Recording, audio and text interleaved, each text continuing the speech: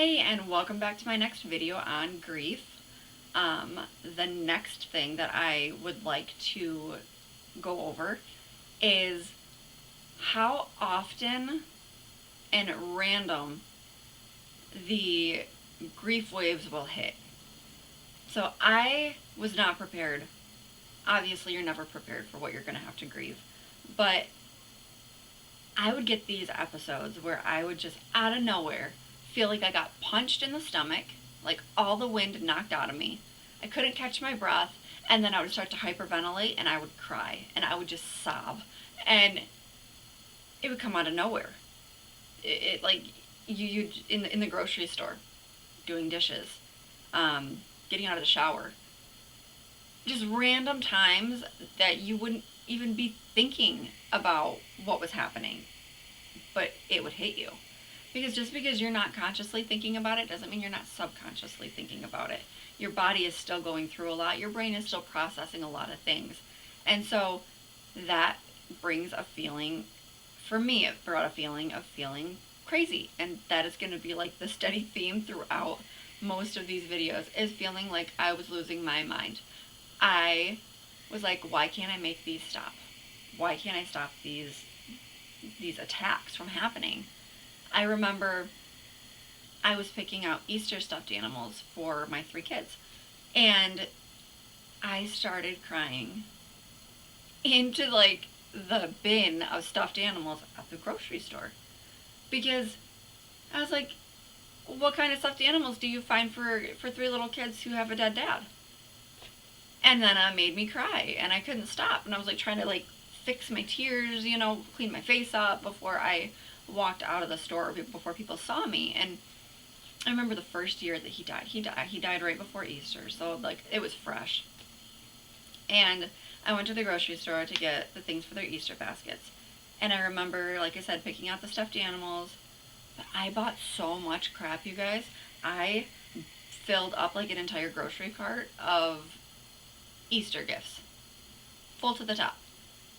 And somebody walked by me, some lady walked by me, and she was being completely nice when she said it, but she said, "Oh, it looks like some kids are gonna have like an incredible Easter." And I just looked at her and I'm like, well, their dad just died.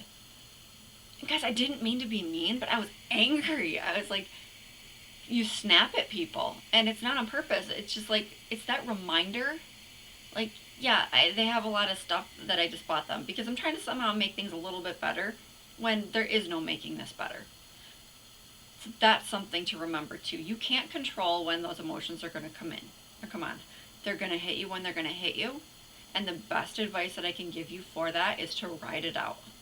Just let them come. They are some very strong emotions that you're going to have to feel. I had nightmares. And not only nightmares, it got to a point where when I would go to sleep at night, and this is, like I said, crazy, I would see my dead husband on my bed laying next to me with his eyes open, staring at me. And it wasn't even the last, like, I was with him when he died. I saw him die. And that is not what I saw laying on my bed. It was just something that my brain had come up with. But at first, it scared the shit out of me. Obviously, like, I didn't want to go to sleep. I didn't want to shut my eyes. I couldn't deal with it. Like, how do you deal with seeing that right there? Hallucinating. Seeing your husband dead next to you.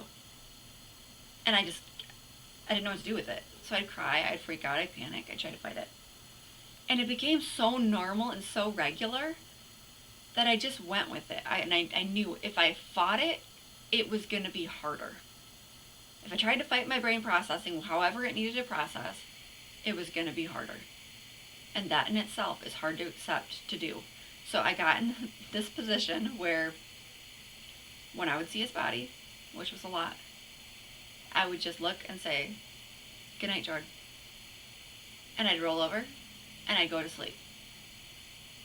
And the more I did that, as hard as it was just close your eyes, don't look again.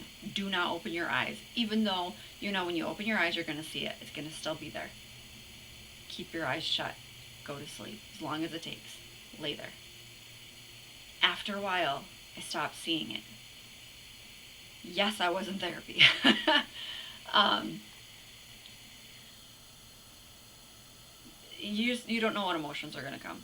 And they're going to hit you out of nowhere. And they're going to hurt. And they're going to make you angry. And you have to feel them, and you cannot shove them down.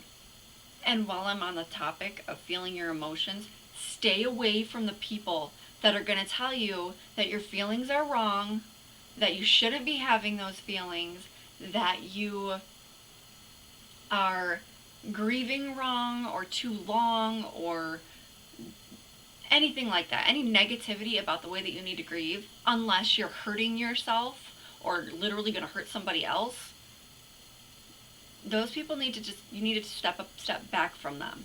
You need a support system, not somebody who's going to take advantage of you in that situation, not somebody who's going to be negative and bring you down and hurt you more. That piles on shame on top of your already pain and struggling, and that's not fair, and it's not right, and it's not healthy. It's really toxic.